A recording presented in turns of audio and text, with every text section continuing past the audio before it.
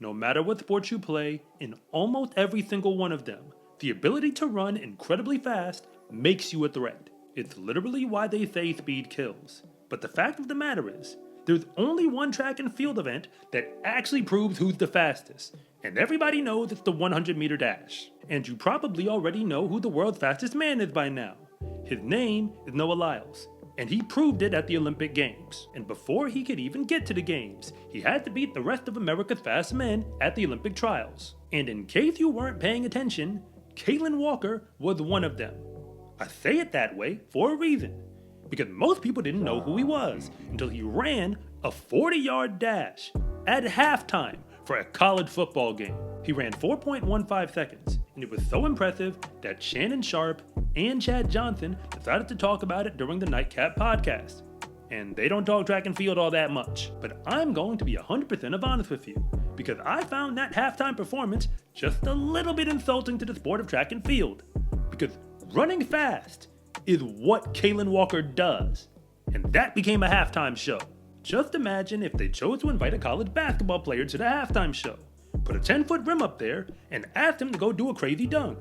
It might be impressive, but that is what he does, and you could just watch him play in a game anyway. I'm not saying that what Kalen Walker did is not special, but what I am saying is that we seem to be avoiding the real conversation. Like I said, there are very fast athletes in every single sport out there, but what they're doing is nowhere near the same as what elite sprinters are able to pull off, which is why they were shocked when they get to see it in a way they can actually understand it, which apparently is away from the track. So I figured the only real way to address the speed gap between the world's best sprinters and everybody else in the sports community was to actually compare them, the fastest athletes in all the other major sports, to what real sprinters are doing at the college level and beyond. Because if you really are one of the world's fastest men, then you know that speed is not just about running fast. It's about doing it on command, and doing it in the one race that you actually need to run when the entire world is watching. In order to break this down, I decided to look at the fastest athletes I could possibly find in 4 major sports: basketball, baseball, soccer, and of course football. Some of those athletes never formally ran track and field, so all we can really do is approximate their speed based on the stats that we have to go off of. The question I am trying to answer isn't just if these men are fast. We know that they are, but how would they compare if we put them out there with elite sprinters, even if we gave them a moment to train before they did? But if you're new here, I want to say thank you for even making it this far into the video. And I'm Coach Rob, the founder of SCArecruiting.com, where I rank the best track and field recruits across the entire nation. And if anything that I say actually connects with you, it is always greatly appreciated if you would please like and subscribe. But if I don't, just let me know in the comment section, because I try to read them all. Starting off with the sport of basketball, De'Aaron Fox was voted as the fastest player in the entire NBA. Nobody's really questioning that at this point. If you care about what NBA 2K has to say about it, they gave him a 97 overall speed rating, but I don't think that's very helpful. He also didn't have any legitimate combine stats that I could dig up, but what we do have is a reference point, because retired NBA champion Tony Parker is considered by most as one of the fastest players to ever compete in the league. He did run a 40-yard dash, and he was timed at 4.28 seconds. There is one conflicting report that Derrick Rose ran 4.18 seconds, but that was so unofficial, I'm not even going to choose to consider it. Keep in mind, Kalen Walker just ran 4.15 seconds in the 40. He's actually gone as fast as 10.09 seconds in the 100-meter dash. That is the exact same personal best as the NCAA D3 national champion, Sam Blaskowski of the University of Wisconsin at La Crosse. I give you that as a reference point. Both of those men are some of the best starters in all of America, which is why Sam Blaskowski was in the USA Championship final indoors in the 60-meter dash, and how Kalen Walker became the Division I silver medalist in that event. So as far as De'Aaron Fox is concerned, I'm going to go out on a limb here and say that if he really wanted to, he could probably break 10.4 seconds in the 100-meter dash, which is 4-star level recruit status if he were a high school sprinter. But like I said, that's high school level. The fastest current NBA player with legitimate speed stats from the NBA Combine that you might actually recognize is Donovan Mitchell. He ran 3.01 seconds in a 3-quarter sprint, which is technically only 22.86 meters, assuming he runs a little bit faster through a 40 under the right conditions. To put it in perspective, Kalen Walker would probably beat him by more than 7 meters to the 40.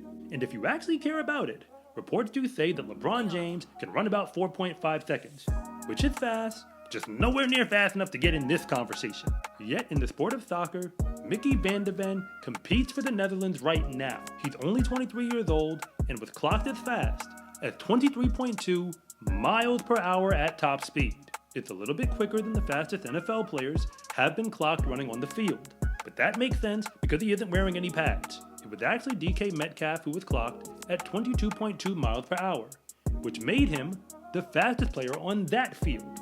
And unlike everybody else I'm going to mention going forward, he actually did show up to race against real track and field athletes while he was in the NFL. He actually ran 10.36 seconds in the 100-meter dash, which isn't slow.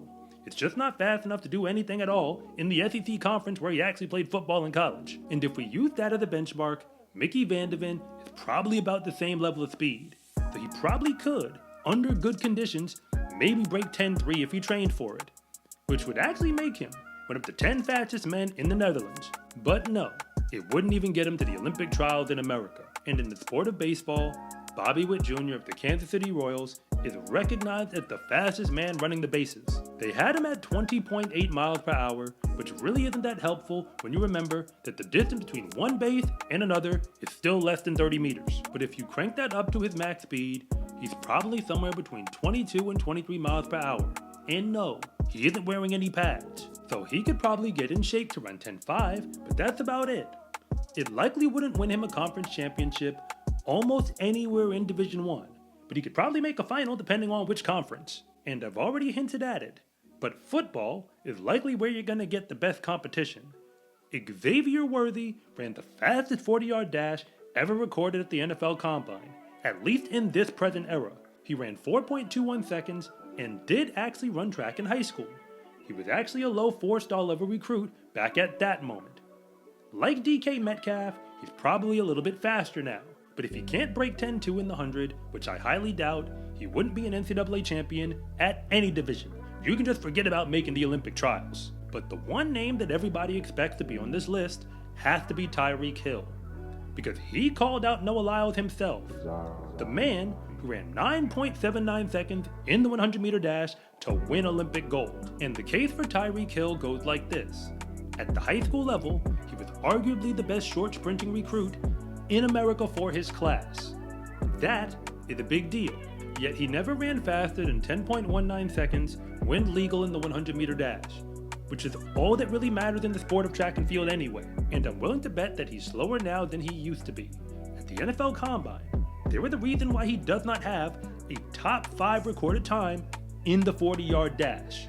Don't get me wrong, the man is fast, but 10.19 seconds as a PR would not win an NCAA championship in any division for college track and field. The fact of the matter is no matter what sport you're looking at, football, baseball, soccer, basketball, or anybody else you want to name, if they are not elite sprinters, they are not on that level. Beyond that, they're probably not on Division III national championship level, where they don't give out any scholarships at all.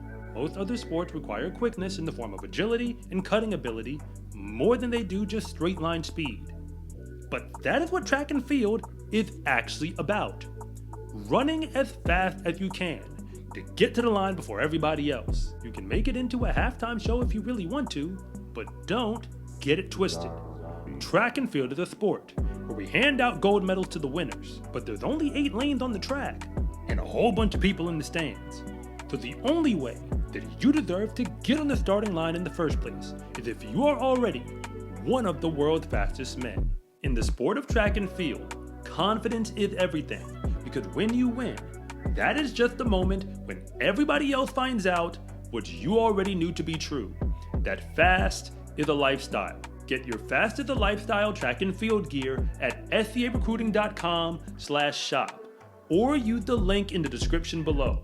It's a huge support to me and this channel, so I can continue to make you more content like this. And remember, it is always greatly appreciated if you would please like and subscribe.